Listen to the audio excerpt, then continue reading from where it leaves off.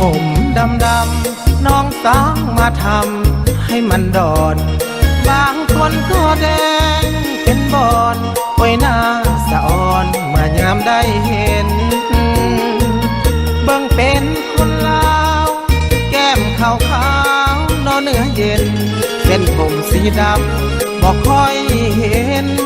นึกว่าเป็นคนต่างแดน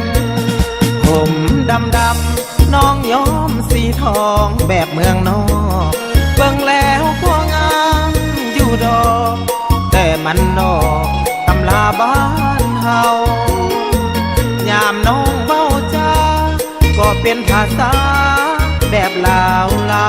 น้องอย่าไปหลงมัวเมา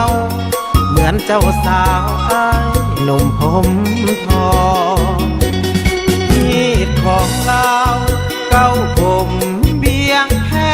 งเคยมีมาตั้งแต่น้องอย่าไปแห่งสังคมบ้านเขาเรื่องฮีด12ของ14ประเพณีลาวแม้แต่ของกินกับข้าวยังมีลาบข้าวบนป่าดุกนาผมดำอายย้องว่างามเป็นหนึ่งเบิ่งแล้วงามซาบซึ้งใจลำพึงเสน่ห์มาแห่งเขาเป็นคนลาวน้องแก้วตาอย่าหลงสีแสงน้องอย่าไปหลงผมแดงน้องลาคำแพงจนลืมผมดำ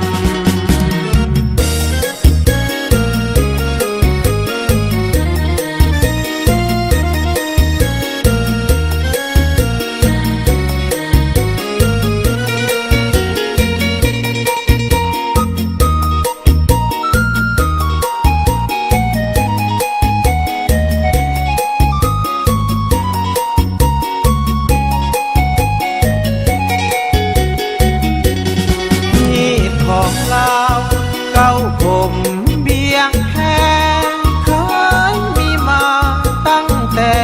น้องอย่าไปแห่งสังคมบ้านเขาเรื่องฮีด12ของ14ประเพณีลาวแม้แต่ของกินกับข้าวยังมีลาบข้าวบนป่าดุกนาผมดำอายย้องว่างามเป็นหนึ่งเบิ่งแล้วงาม